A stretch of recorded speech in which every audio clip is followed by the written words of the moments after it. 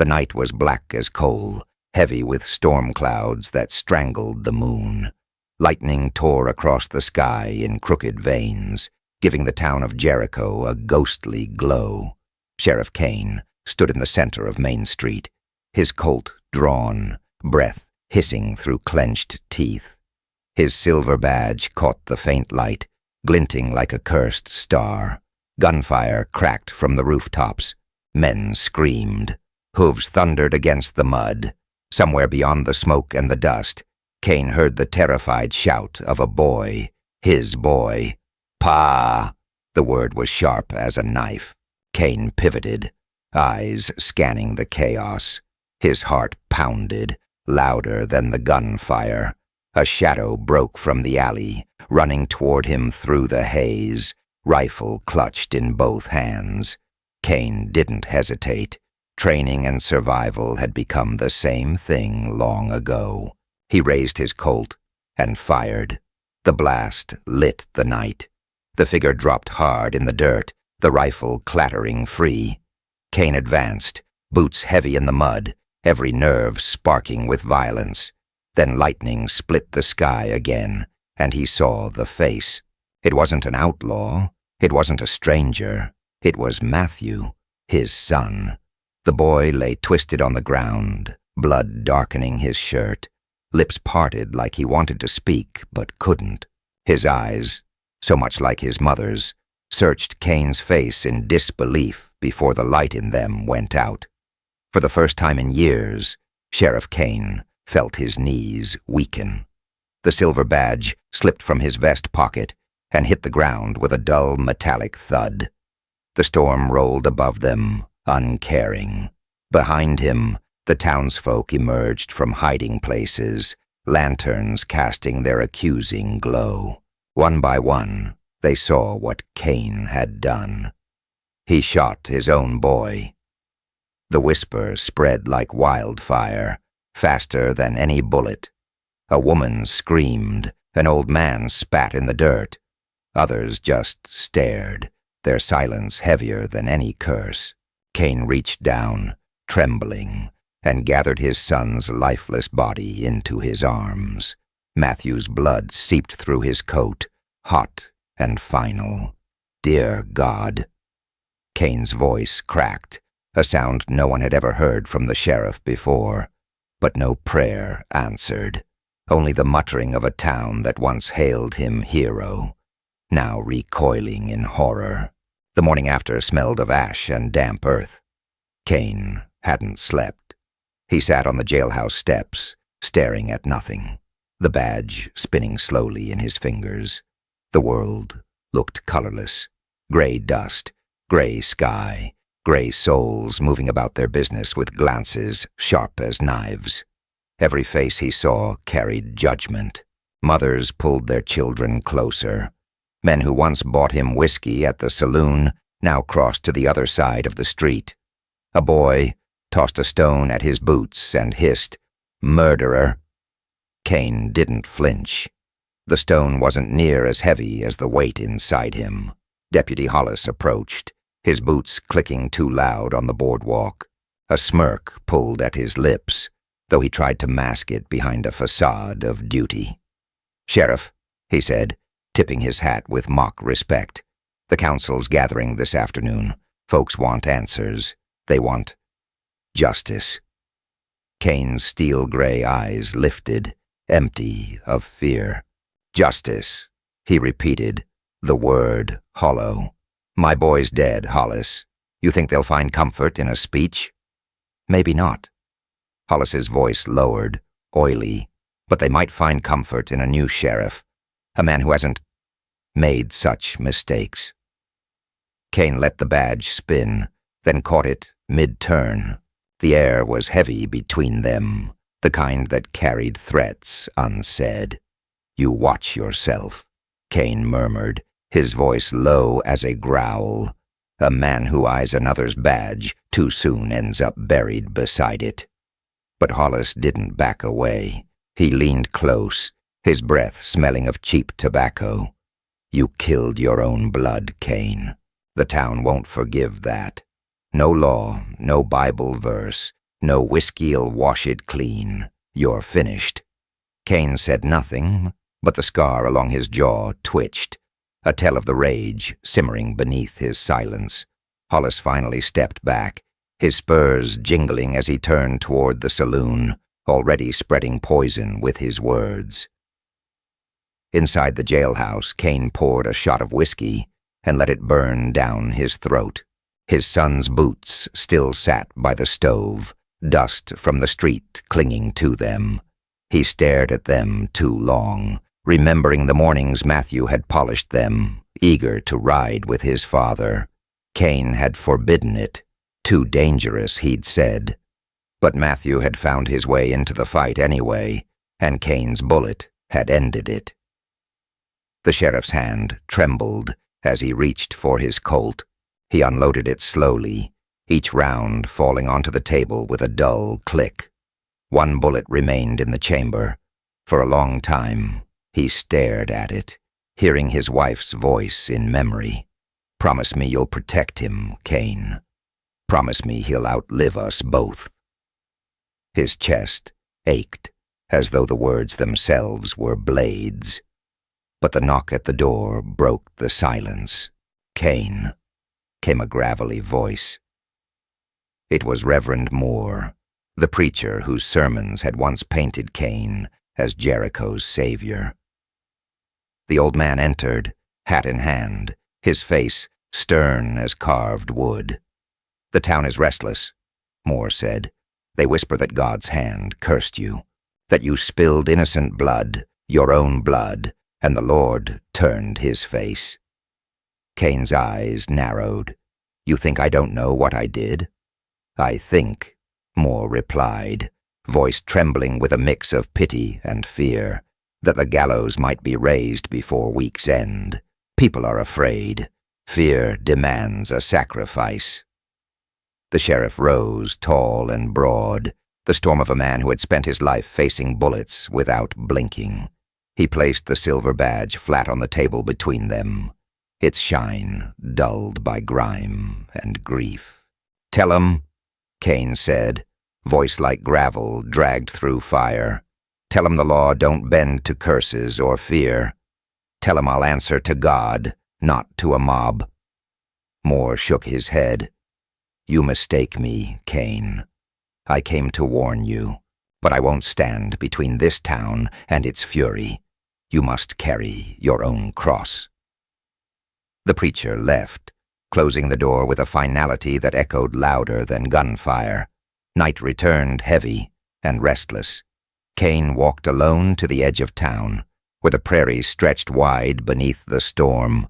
He carried his Colt in one hand, his son's boots in the other. Coyotes howled in the distance. He stood there for a long time, a lone figure against the endless dark. Lightning flashed, and for a heartbeat he thought he saw Matthew's face in the storm clouds, watching, accusing. Kane raised the Colt, pressing the cold barrel against his temple. His breath came slow, measured.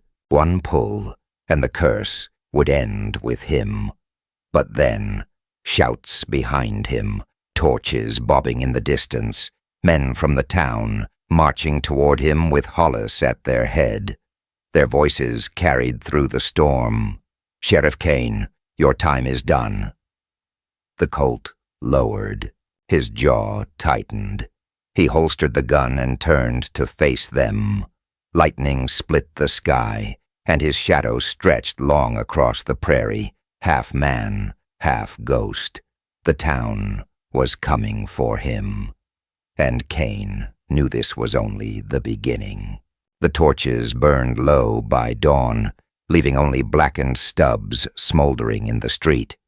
The men who had come to strip Sheriff Kane of his authority had gone back to their homes when the storm grew too fierce, muttering curses as they scattered into the rain. But the message had been clear. The town no longer belonged to Kane. Inside the jailhouse, silence lay thick as dust. Kane sat at his desk, elbows on scarred wood, staring at the silver badge that glinted faintly in the pale light of morning. He spun it slowly between his fingers, the way he always did when weighing judgment. But this time the badge seemed heavier, as though every etched groove carried his son's name. He set it down flat, the weight of it ringing louder than any gunshot. The room smelled of whiskey and gun oil. Matthew's boots were still by the stove. Kane's hand twitched toward them, but he couldn't bring himself to touch them again. Not yet. The Colt .45 lay disassembled on the desk beside the badge, its pearl handle slick with oil, every part polished spotless in the sleepless hours of night. Outside, the town of Jericho stirred awake. Wagon wheels rattled over muddy boards, chickens clucked, and the smith's hammer rang faintly in the distance. But Kane heard the other sounds, too. The hissed whispers from the boardwalk, the spit hitting the ground when he passed, the scrape of shutters closing. The town was breathing, but every breath carried suspicion. He rose, tall and broad, his shadow stretching across the jailhouse wall like a gallows rope. He strapped on the Colt, pinned the badge back to his duster, and stepped into the daylight. The first man he met was a shopkeeper who once owed Kane his life. Months ago, Kane had dragged the man out of a burning barn, coughing black smoke, lungs near to bursting. Today, the same shopkeeper crossed the street without a word, eyes fixed on the ground. A group of women gathered near the well, their buckets clattering against the stone rim. They went silent when they saw him, staring with eyes sharp as knives. One finally whispered loud enough for all to hear, "God won't bless a man who shoots his own child." The words struck harder than any bullet. Kane's jaw flexed, but he said nothing. He simply walked on, boots grinding grit into the boards. At the saloon, the doors swung open, and Deputy Hollis stepped out, puffing on a cigar, his grin wide enough to split his face. He greeted Kane as though nothing had changed. "Morning, Sheriff," Hollis drawled, spitting smoke. Fine day for a man to reconsider his post. Kane's steel-gray eyes pinned him. "You saying the town needs a new sheriff?" Hollis chuckled, tapping ash onto the mud. "Town says it, preacher says it, even the mayor says it. They think you're cursed, Kane. You cling to that badge, and you drag us all down with you." Kane's hand brushed the badge on his chest. For the first time, it felt less like a symbol of order, and more like a millstone pulling him toward the grave. "You ever carried this weight, Hollis?" Kane asked, voice low, rough with exhaustion. Hollis smirked. "Not yet, but I aim to." Later that day, Kane found himself standing inside the church. The wooden pews smelled of candle wax and damp wood, the air heavy with incense. Reverend Moore was there, Bible in hand, speaking quietly with Mayor Eddings. Both men turned when Kane entered. "Kane," the mayor said, voice tight, "you shouldn't be here. Folks don't want you in God's house after what happened." "This is my house as much as theirs," Kane replied, his boots echoing against the boards, his eyes, sharp as broken glass, fixed on the preacher. "Tell me, Reverend, do you believe God's cursed me?" Moore's face was pale. He gripped his Bible tighter. "You spilled innocent blood, Sheriff. That much cannot be denied." "I killed in the smoke of battle," Kane growled. Didn't see his face until it was too late. "You call that sin, or do you call it war?" The silence that followed was unbearable.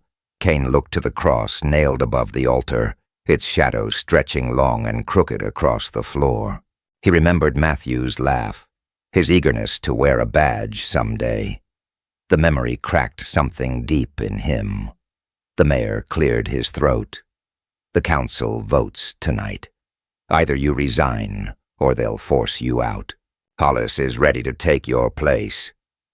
Kane's hand went to his badge.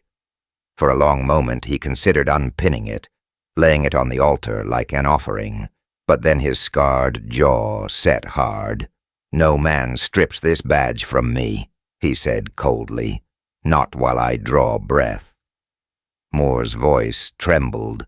"Then your breath may not last long." Night came heavy and still. Kane sat alone in his office, lantern light flickering across the walls. He poured whiskey into a tin cup, staring again at the badge pinned to his chest. It gleamed dully, mocking him.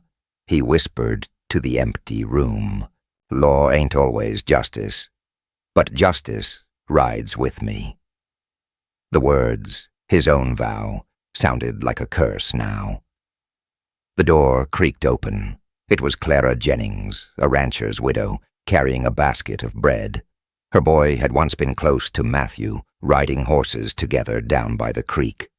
She set the basket on his desk without meeting his eyes. "I don't want you starving," she said softly, "but don't think this means I forgive you." Kane studied her face, lined with grief, her eyes red-rimmed. He wanted to tell her the truth, that every hour since the shot he'd been dying slow, but all he said was, "You think I meant it?" She flinched at the steel in his tone. "Doesn't matter what you meant. He's gone. And the town blames you. I blame you." Her hand trembled as she reached for the basket. Then she froze. "Don't come near my boy. Don't even look at him. He don't need your shadow." She left without another word. The door closed, leaving Kane in silence once more. Midnight. The jailhouse lantern guttered low. Kane leaned back in his chair, spinning the badge again and again. It caught the faint light, a circle of silver turning endlessly, like time mocking him. Then, footsteps outside. The door opened, and a man stumbled in, blood on his shirt. It was young Caleb, a ranch hand, barely 18. His face was pale as death. "Sheriff," he gasped. It was no mistake. Hollis set it up. He told the outlaws where to strike. He wanted your boy in the crossfire. The words landed like hammer blows. Kane froze, the badge still spinning on the table. He rose slowly, towering, his face carved from stone. "Say that again," Kane whispered. Caleb swayed, barely conscious. "Your boy wasn't supposed to live through it. Hollis, he wanted you broken. He wanted your badge." The boy collapsed on the floor, unconscious. Kane stood over him, chest heaving. His hand hovered over the badge, the weight of it burning like molten iron. The law said Hollis was his deputy, an officer of order.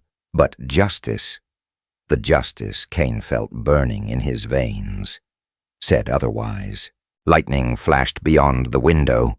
Kane's shadow stretched long across the wall, the Colt heavy at his hip. The weight of the badge had never felt so terrible. Caleb came to with a ragged breath and a groan that sounded like a torn saddle. Dawn had barely pried open the horizon when Kane hauled the boy over his shoulder and carried him through the thin rain to Doc Halpern's back door. The town slept with one eye open. Shutters twitched as dog chains rasped, and someone hissed, "There goes the devil carrying his own witness." Halpern's kitchen smelled of lye soap and boiled coffee. The old man squinted from behind wire spectacles, hair sticking out like thistle.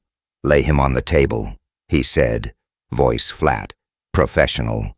Blood glazed Caleb's shirt, where a knife had glanced his ribs. Ugly, but not mortal. Kane steadied the lamp while the doc worked.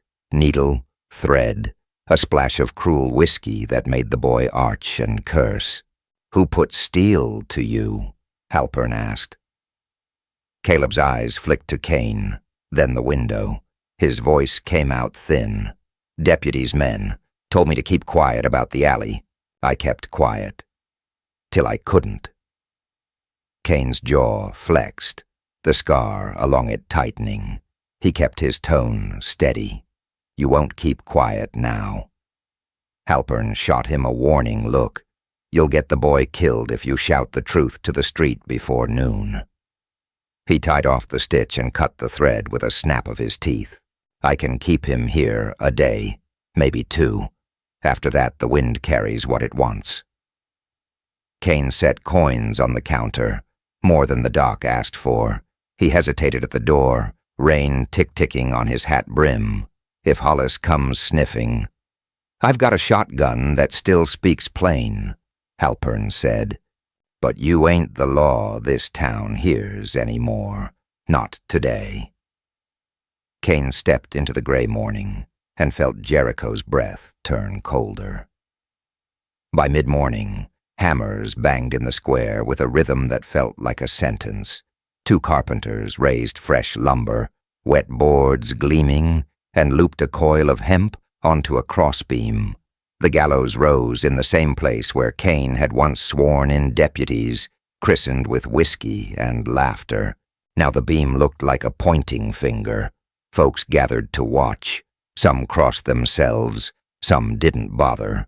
A boy gaped at the knot like it was a carnival trick, until his mother jerked him back and said, "Don't stare at the sheriff's rope." Kane walked through them without the badge, to steady his gait. Though it was pinned to his chest, it felt like it dragged him down into the wet boards. He stopped beneath the beam and laid a hand on the upright. The wood was new. It bled sap and rain in honey-colored tears. "Gonna fit just right," a voice said behind him. Deputy Hollis leaned on the hitching rail, cigar pinched in 2 fingers, smoke curling into the wet air. His jacket was too fine for a common deputy. Blue wool with brass buttons polished bright. A crease of satisfaction cut his cheeks. "Town council voted at sunup," he went on. "Abandoned courthouse opens tonight. We'll do it proper. Foreman, preacher, mayor, a jury of God-fearing men." Kane turned. The street lightened and darkened with passing clouds. "Your men cut a boy in the dark to keep him quiet," he said. "Is that proper, too?" Hollis's grin showed a canine glint. "That what you heard? Folks hear all manner of things when they've lost their minds to grief." He flicked ash into the mud and lowered his voice to a friendly drawl. "Here's my counsel, Sheriff. If you still fancy that word, turn in your badge. Let the town breathe." "And let you choke it?" Kane asked. Hollis spread his hands in mock innocence. "I'll carry the weight you can't. That's all." The coil overhead thumped softly as wind nudged it, a sound like a heartbeat with a noose around it. The saloon doors breathed out the smell of stale beer and sawdust. Inside, the piano sat closed like a coffin. Men spoke low. Eyes followed Kane to the bar, then slid away. Mac the barkeep wiped a glass that didn't need wiping. "Whiskey," Kane said. Mac set a bottle down and didn't look up. "On your tab." Kane poured and didn't drink. In the mirror behind the bottles, he saw faces reflected like faint ghosts, watching him and pretending not to. A man in a city coat sat with his back to the room, gray bowler, traveling dust on his cuffs. He talked to Hollis in a voice the mirror caught, but muddled, the way bad memories sound. "Right of way, spur line, signatures by week's end," the stranger said. "Badge or no badge, I need the paper." Hollis laughed softly. "You'll have it. Folks sign easier when they're scared." Kane's eyes narrowed. Spur line, right of way. The railroad had sniffed at Jericho for years and then wandered off. Now it was back with money that smelled like smoke. A thin crack of understanding split open. Fear for sale. Land at a discount. A sheriff removed like a broken fence post. The outline of a ledger Kane had never seen, figures, names, seemed to glow behind the mirror's fog. He turned to face them, but a hand grabbed his sleeve. "Don't," Mac whispered, knuckles white on the rag. "Not here, not now." Kane eased his arm free. The mirror showed Hollis's eyes sliding toward him, quick as a knife. The city man never turned, confidence of a man who'd hired wolves. Kane left the whiskey untouched and pushed through the doors into the light. The crowd met him in the street. Not all at once. First the hiss of breath, then boots scraping boards, then men stepping forward 2 by 2, like cattle testing a fence. Mayor Eddings stood among them in a black coat that fit too tight across his belly. Reverend Moore clutched his Bible with one hand and the town's fear with the other. "Kane," the mayor said, voice strained into politeness, "the council convenes tonight at the courthouse. You will present yourself." "I will," Kane answered. "You will come unarmed," Moore added, eyes bright in a face gone thin, "so the people don't tremble at your shadow." A wet hush followed. Hollis sauntered onto the boardwalk and let the crowd feel his nearness. Someone yelled from the back, "Take his gun now." Another voice, meaner, "Take the badge, too." 3 men broke from the pack. Teamsters, ropey shoulders, hands scarred by honest work. They weren't bad men. They were frightened men asked to do a bad thing. Kane's right hand brushed the pearl handle. If he drew, he would win the second and lose the town forever. He let the Colt stay in its leather and raised his left hand, palm out. "Don't," he said. The word carried, quiet as rain. They came anyway.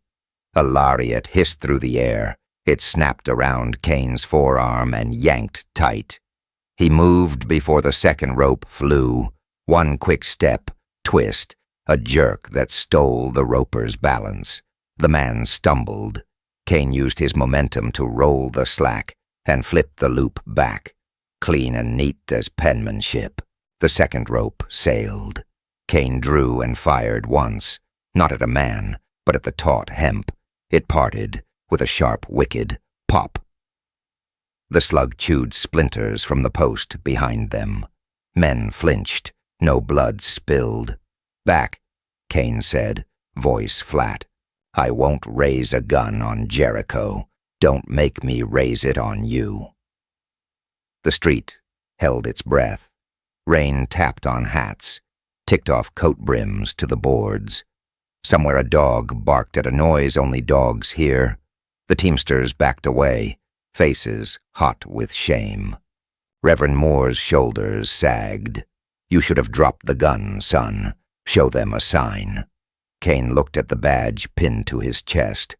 Water beaded on the silver and ran down like tears. "The badge is the sign." "Not anymore," the mayor said hoarsely.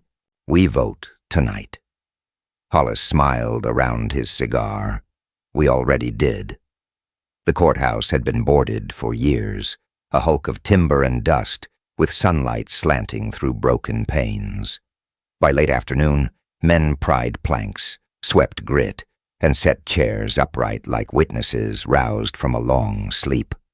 A rope barrier went up across the aisle. The judge's bench, no judge to sit there, loomed over it all like a patient gallows. Kane watched from the steps, rain ticking on the brim of his black hat. He thought of Matthew's small hand on that same rail years ago, watching him swear an oath. The memory tasted like iron. Doc Halpern's voice rasped at his shoulder. "Your boy's safe for now," he said, "but the town ain't." Kane nodded once. "I need a ledger," he said softly. "Railmen are in Hollis's pocket. The mayor's too. There's proof somewhere." "Proof don't matter to men who want a spectacle," the doc said. He squinted at the beam of the courthouse ceiling. "They'll pass judgment with a rope before they pass it with reason." Kane's mouth thinned. "Then I'll make them choose to my face." By nightfall, the square was a bowl of lantern light and wet faces.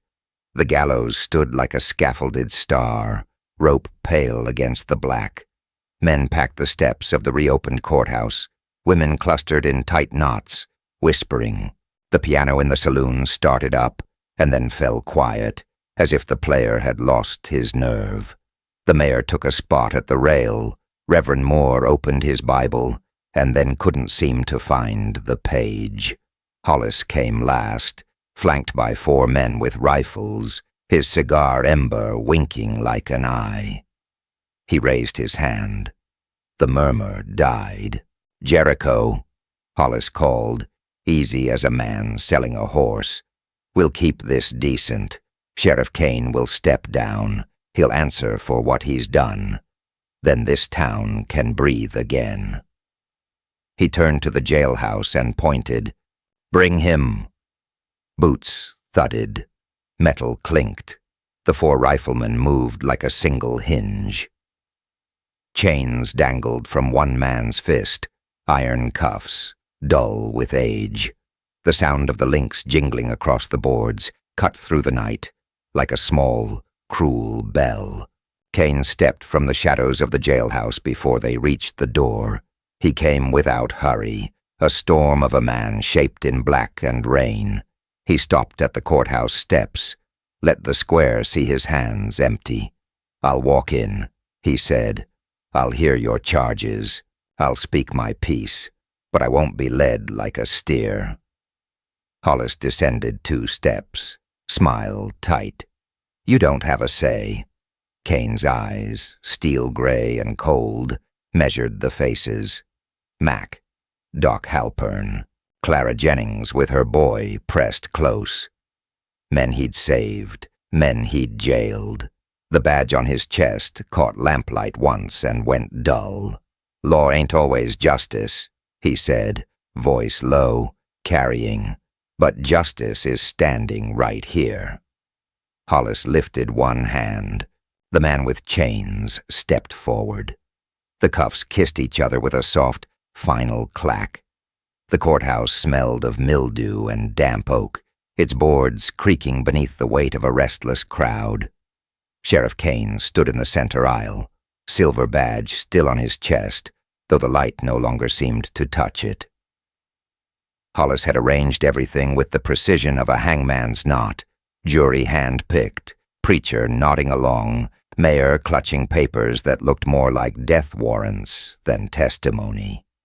"Jericho can't heal while he walks free," Hollis declared, his voice ringing out smooth, polished, confident. He didn't need a gavel. His tone carried the weight of one. "Our sheriff killed his own blood. The law must not bleed any further." The crowd murmured, some faces twisted with grief, others with fear. Kane scanned them with those steel gray eyes, but where once men dropped their gaze out of respect, now they met him with accusation.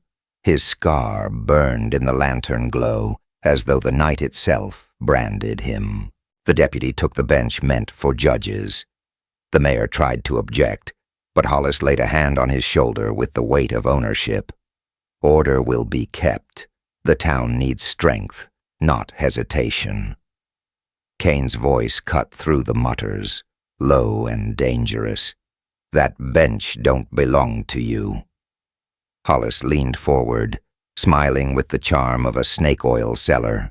"It belongs to whoever the people trust, and right now, Kane, they don't trust you." The words hung in the stale air. The silver badge on Kane's chest felt colder, heavier. He could almost hear his son's voice, faint as wind in the rafters, and it stabbed deeper than any bullet. At first the trial was theater. Witnesses shuffled forward. Men Kane had once jailed, merchants he'd once fined, ranchers whose fences he'd ordered mended. Their words were coached, phrases slick with Hollis's influence, reckless trigger, curse on the town, law twisted by grief. Even Reverend Moore faltered, voice trembling as he called Kane a man under judgment. His Bible trembled in his hands, and Kane saw guilt there, but no strength. Kane did not argue. He let silence speak, his gaze cutting through each man like a blade.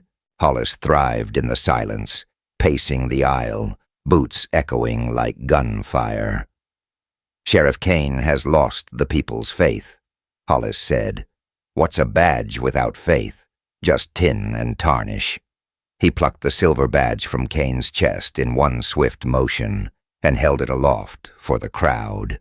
Gasps broke out, some from relief, some from shock. Kane's chest felt naked, stripped not just of tin but of the weight that bound him to the law. Hollis pinned the badge to his own vest, pearl buttons glinting beneath it. "The law lives on," he announced, "and it rides with me." Kane was shackled with iron cuffs, wrists burning where the cold metal bit into scarred flesh. Two riflemen, boys barely sprouted whiskers, dragged him toward the cells beneath the courthouse. Dust and mold stung his throat. "You'll answer tomorrow," Hollis called down after him. "At dawn, the gallows." The cell door slammed with a finality that rattled his bones. For a long while, Kane sat in the dim lantern light striping the dirt floor, breath heavy as the ticking of death.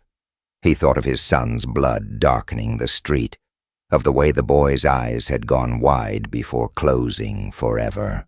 He thought of justice, and how easily men twisted it into rope. Up above, boots tramped, voices cheered, and he knew Hollis had seized more than a badge. He had seized the very heart of Jericho. That night, Mac the barkeep crept down the stairs with a flask and trembling hands. "They want you gone, Kane," he whispered through the bars. "But some of us remember the nights you kept outlaws from our doors. Some of us know Hollis ain't clean." Kane's eyes narrowed. "Proof?" Mac hesitated, then slid a folded paper between the bars. "Railroad contracts, signed by Hollis. Land grabs. He means to sell Jericho piece by piece, once you're in the ground." Kane stared at the paper, the chains heavy on his wrists. "Then the town ain't cursed by me," he muttered, voice low. "It's cursed by him." Mac swallowed hard. "Tomorrow they hang you. Tonight you still got a choice." He looked over his shoulder, then vanished back into the dark, leaving the flask and the paper. Kane lifted the tin cup to his lips, the whiskey burning like fire. The badge was gone from his chest, but something heavier had settled in its place. Justice, raw and untamed, begging to ride. At dawn, the jail door screeched open. Sunlight bled across the floor like a wound. Hollis stood framed in it, cigar glowing, badge gleaming too bright to be honest. "Rise and meet your judgment," he said. Kane stood slowly, iron cuffs clinking, shadow tall against the wall. His voice carried steady, deep. "Law ain't always justice, Hollis, but justice rides with me." The crowd outside roared for blood, lanterns swaying, rope dangling in the square. Hollis turned, smirk cutting his face in two. "We'll see if justice still rides when your feet dangle in the morning light." The morning air was sharp with dust and sunlight, bright enough to sting the eyes. Kane stood at the base of the gallows with shackles biting into his wrists, the crowd a sea of faces blurred by rage and fear. The rope swung lazily in the breeze, its shadow cutting a black arc across the dirt, like a scar that wouldn't heal. Hollis paced above, puffing his cigar, the silver badge stolen from Kane's chest gleaming on his own. "Today," Hollis announced, "Jericho breathes free. Justice will be done." The people roared, yet some didn't raise their voices. Kane saw them, Doc Halpern near the edge of the crowd, Mac with his eyes fixed on the mud, Clara Jennings clutching her boy's hand too tight. Their silence spoke of doubt.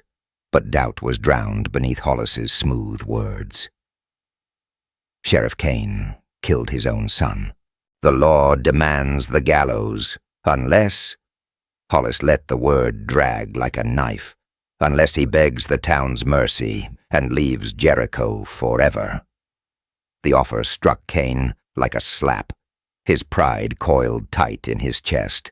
Mercy meant exile, meant letting Hollis wear the badge and bleed the town dry with his railroad schemes. Rage thundered in his veins.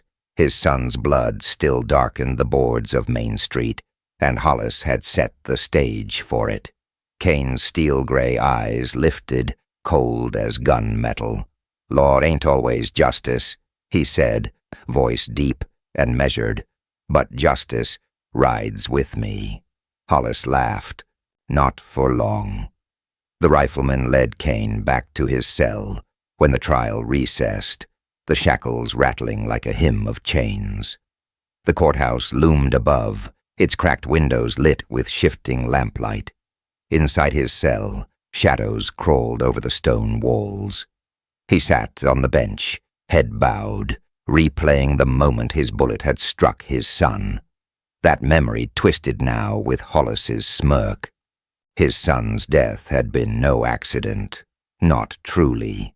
Hollis had drawn the map, set the ambush, and let Matthew's blood fall as kindling for a coup. The whiskey flask Mac had left still sat beneath the bench, next to the folded railroad contracts.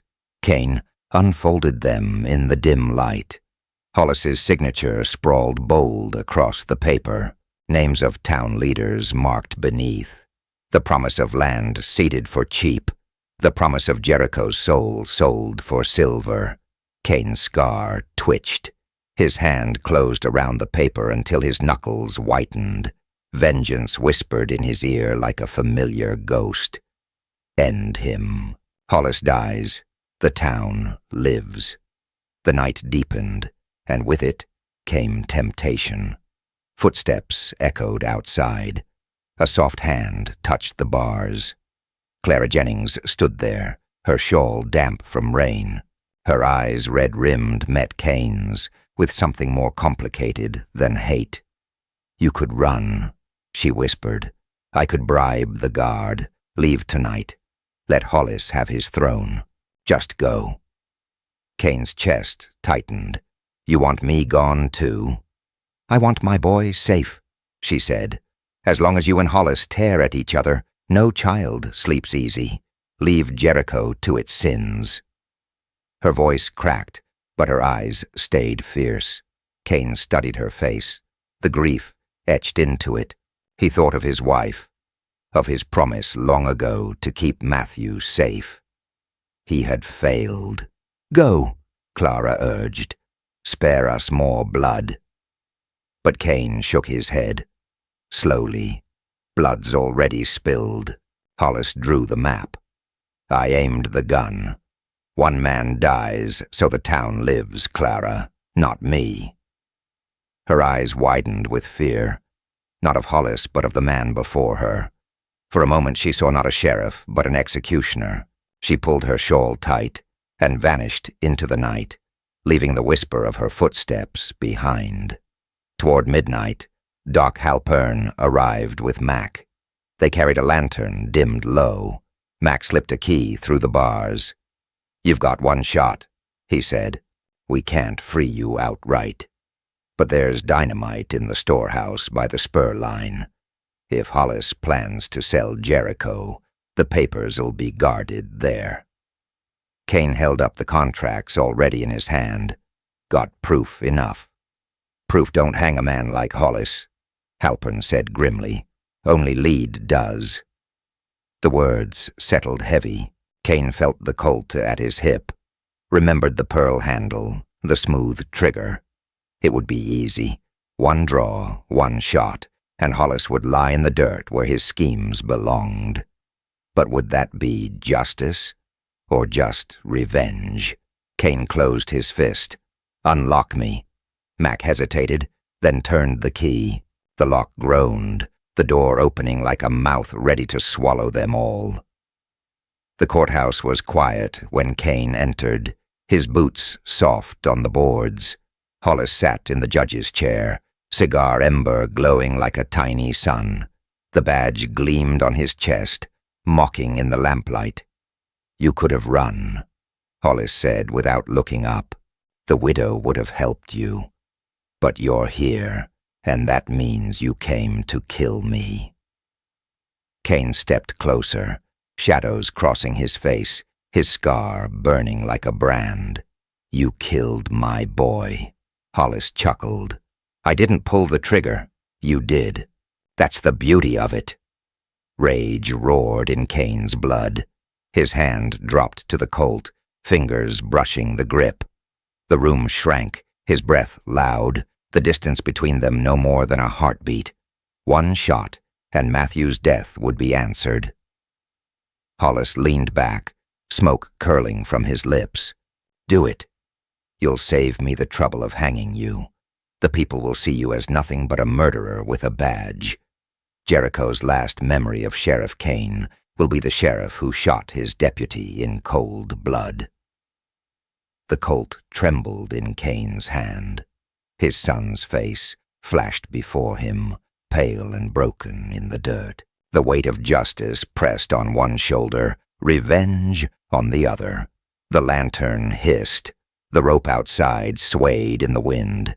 Kane's voice came out rough, half growl, half prayer. "Law ain't always justice, but justice rides with me." His thumb brushed the hammer, then a sound. Boots on the courthouse steps. Shouts from outside. The people were coming with torches again, restless, stirred by rumor. Hollis smiled wide, as if the town itself had answered his prayer. "You hear that, Kane? They're calling for your blood. You think you'll make them love you again by killing me? No. You'll damn yourself forever." Kane's finger tightened on the trigger. Sweat slid down his temple. He could end it, right here, right now. But the door burst open. Max stood there, breathless, eyes wide. "The storehouse," he cried. "It's ablaze. Contracts, records, everything. If you kill him now, the proof dies with the flames." Hollis's grin faltered for the first time. Kane's Colt hung in the air, pointed steady at Hollis's chest, the flame of vengeance burning in his eyes. Yet Mac's words chained him to another choice. Kill Hollis and lose the proof, or face the town's fury and find a way to drag Hollis into the light alive. The temptation seared through him, hotter than fire. The square was alive with firelight. Torches flared against the dark, wind bending the flames sideways, smoke trailing into the starless sky. Men and women crowded shoulder to shoulder, their voices swelling like a hymn of judgment. In the center, the gallows stood freshly built, the noose swaying slow as if it breathed with the crowd itself. Sheriff Kane was dragged from the courthouse, wrists bound with iron shackles. Blood smeared across his knuckles where the cuffs had bitten deep. Hollis walked behind him with the stolen badge gleaming bright on his chest, his grin slick with triumph. "Bring him up," Hollis commanded. The rifleman forced Kane up the steps. His boots thudded heavy, each plank a drumbeat toward death. The rope waited above, its shadow stretched long across the platform like a finger pointing at him. The people quieted as he reached the top, the hush louder than any shout. Reverend Moore stood at the side of the platform, Bible trembling in his hands. His eyes were wet, though his voice came steady. "The law is clear. A man who spills innocent blood must face the gallows. Sheriff Kane, do you repent before God and this town?" Kane's steel-gray eyes swept over the crowd. He saw Mac near the back, jaw tight, hands hidden under his coat. He saw Clara Jennings, pale and rigid, holding her boy against her hip as if the sight might scar him. He saw Doc Halpern, lips pressed thin, his eyes meeting Kane's with silent warning. Repent. The word stung his ears. His son's face haunted him again.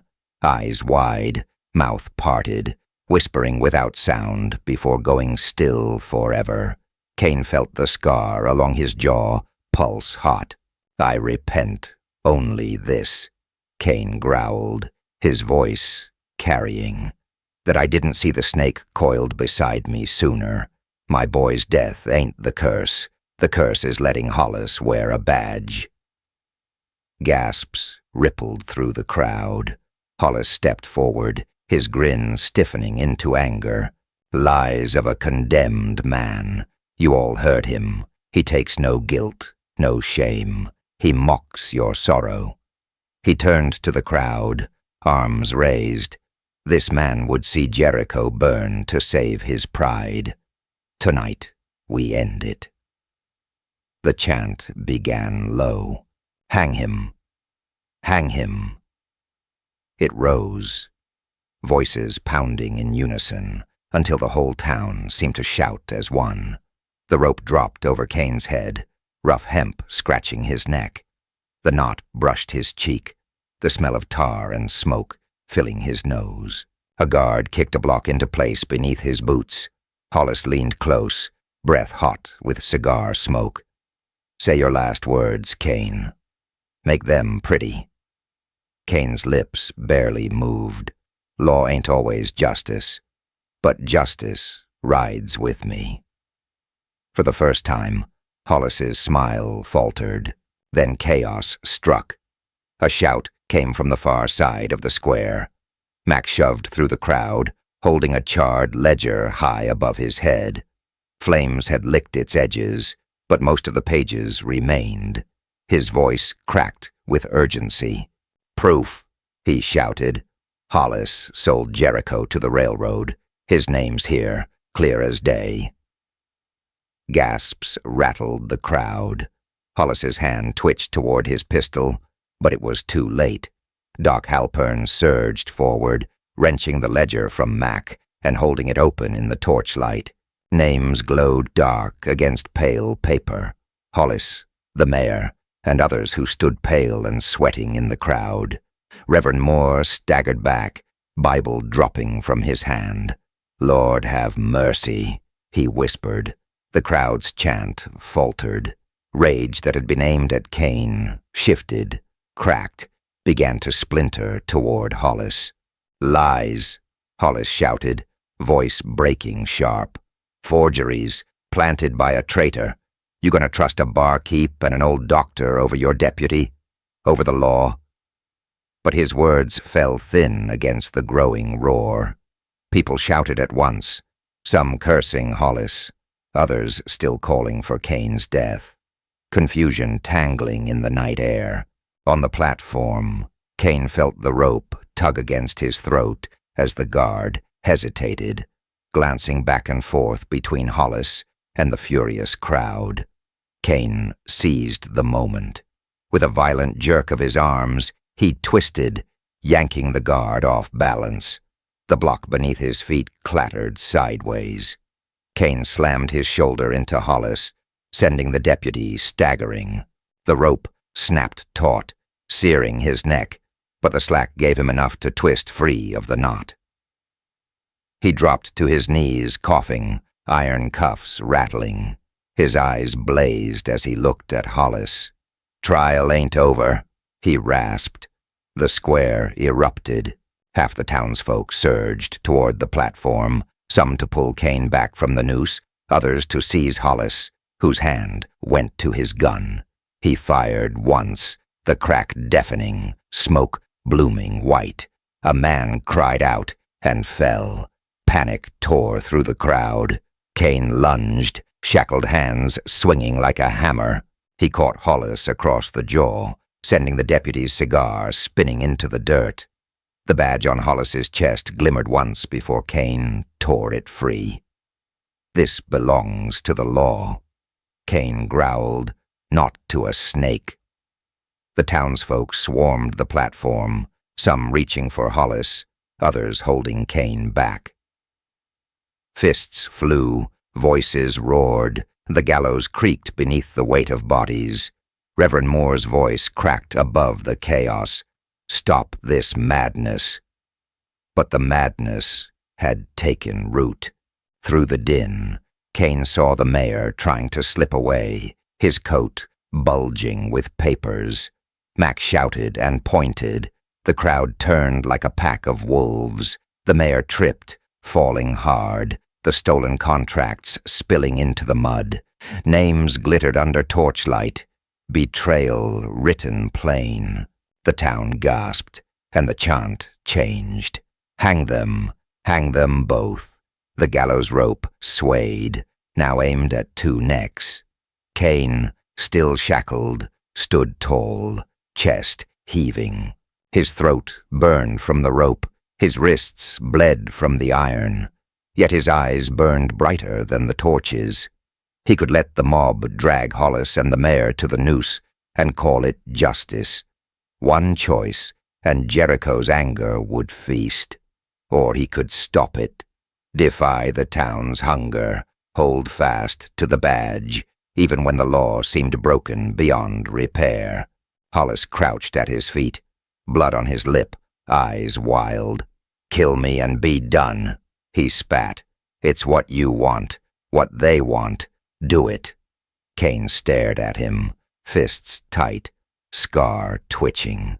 Justice or vengeance? Badge or blood? The square howled, the rope swayed, the night waited. Wind rocked the gallows beam, the noose tracing a slow, ugly halo over the platform. The square boiled, boots scraping boards, torches coughing sparks, voices rising and crashing like a hard river. Shackles bit Kane's wrists raw, iron colder than the night. The stolen badge he'd torn from Hollis lay heavy in his palm. He could feel the town's breath on his skin, hot, hungry, ready to feast. "Hang them," someone bawled. "String the snakes together." Hollis crouched near the trap, lips split, eyes fever bright. The mayor stood 2 steps down, clutching his coat, where the spilled contracts had stained the silk. Reverend Moore's Bible lay open and forgotten, its thin pages rattling in the wind. Mac and Doc Halpern shoved at the front rail, faces set hard. Clara Jennings held her boy close, too close, knuckles white around his shoulder. Kane looked at the rope, then at the badge. Tin and law, rope and rage. The wind carried ash and alkali, the old taste of graves. "Stand aside," Hollis yelled, pitching his voice to the crowd. "I claim my right as acting law, by the people, by the territory, by theft," Kane said, voice low and iron. He lifted the badge and pinned it to his own chest with a clean, practiced motion. The pin bit his skin. "By God and the territory, I call this a lawful arrest. Vernon Hollis, you're under it." Silence tripped, stumbled, tried to right itself. Torches hissed. A baby cried. Even the wind seemed to lean in. "Arrest?" Hollis barked a laugh that sounded too much like fear. "You got no gun, no men. You got nothing but a dying town at your back." Kane stepped to the rail, shackles clanking, throat scraped raw by rope burn. That tin killed a boy. "The man killed a boy," Hollis snapped, pointing at Kane. "He'll kill the town to cleanse his name." Kane didn't blink. "Law ain't always justice," he said, near a whisper that carried anyway. "But justice rides with me. Tonight it rides with you if you stand where it stands." Moore found his Bible on the platform planks, as if it had been waiting for his hand. His voice was thin and shaking, but it didn't break. 12 to swear," he said, looking at the faces below. 12 lanterns, 12 names. We will not be Kane's city. Something shifted, small at first, like a colt, testing new legs. Mac lifted his lantern high. Doc Halpern did the same. Clara took hers from a neighbor with a jerk of her chin and raised it, too. The light climbed from pockets and doorways until a ring of firelit faces stared up at the gallows. Rough men, bone-weary women, 2 cowhands still smelling of horse. Hollis reeled, then pushed forward, spittle flying. "This is a mob trick. This is a jury." Moore cut in, the wind shivering his gray hair. "And I swear them now." "Swear me," Mac said. "Swear me," Clara said, voice steadier than her hands. "Swear me," Doc Halpern said, glasses fogged with heat and smoke. Names landed like nails into a new frame. The mayor tried to slip sideways again, sly, crab-like, but 2 farmers shoved him back up the steps, hard enough to knock his hat into the dirt. He stumbled, and the people laughed the way miners laugh when the first hit strikes ore. Kane's breath scraped like sand in a throat. "Bring Caleb," he rasped. Doc blinked, then understood. He whistled sharp and short. Out from the crowd came 2 ranch hands carrying a pallet. Caleb, pale but breathing, bandage bright against his shirt. They set him down below the platform. The boy's eyes found Kane's, then flared at Hollis. "Speak truth," Kane said. "The badge is listening." Caleb swallowed. Deputy told Rigo's gang where the sheriff would be. Said he wanted a mess at midnight. Said he wanted noise. His voice cracked, but he pushed on. He named the alley. He named it so clear I could hear the bullet already. The words slid into the square, heavy and cold. Hollis's pupils jumped like rattlesnake tails. Punk tries to save his skin. Doc Halpern lifted the charred ledger. Rails at a fraction of deed value. Hollis's signature. The mayor's. A city man's letter. Vickers. Specifying that Kane must be displaced publicly. He folded to a page, ink warped by heat, but readable. Displaced by scandal or death. Kane let that hang. He tasted dust and smoke and something else, an old iron tang like when you cut your finger on barbed wire. "You hired a curse," he said to the mayor, to Hollis, to the night itself. "Didn't reckon it'd fit your own neck first." Hollis went for his pistol with the desperate grace of a cornered fox. He did not aim at Kane. He snatched Clara's boy by the collar. A scream ripped the square clean in half. Kane moved, the motion of a man who'd drawn in 100 winters and never wasted a breath. But shackles dragged his hands like anchors. The platform tilted under his boot. The crowd surged, and then stilled, the way a herd freezes when a cougar lands on a calf. Hollis jammed the pistol under the child's jaw. His voice tore at the air. "Back!" He dragged the boy up 1 step, 2, 3, using him like a shield, the barrel a black promise. "You want law? Here's law. You put down your lanterns, you put down your paper, or this whelp pays for his sheriff's pride." Clara choked on his name. Kane saw the way her eyes dialed down to a hard, bright point, the way a mother compresses a world to one decision. "Let him go," Kane said, and the calm in his voice scared even him. "Take me. I'm the trade you wanted." He lifted his shackled wrists. 1 life for 1 life. Ain't that your arithmetic? Hollis's hand trembled once. Kane saw the tremor and knew. A tremor meant a crack. A crack meant a door. "Drop the badge," Hollis said. "Kick it off this platform. Spit on it. Then maybe." Kane reached up, fingers brushing the star's cold edge. The town watched his hand, like it was the hand of a clock, ticking toward some hour no one wanted to name. He could break it. He could say the badge was a lie, that the only truth was the soft thud a body makes at the end of rope. He could feed the town the meal it thought it wanted. He took the badge off, held it up where every eye could see. Then he didn't drop it. He set it on the gallows post, high, where the lamplight took it and made it burn. "Law stands higher than us," he said, and felt something old and mean in him snarl at the words. "Higher than me, higher than you." He turned his body, slow, deliberate, putting himself between Hollis and the empty air beyond the steps. "Let the boy go." "Or what?" Hollis's voice cracked to a boy's squeak. "You're chained, Kane? Or I take you with my hands," Kane said.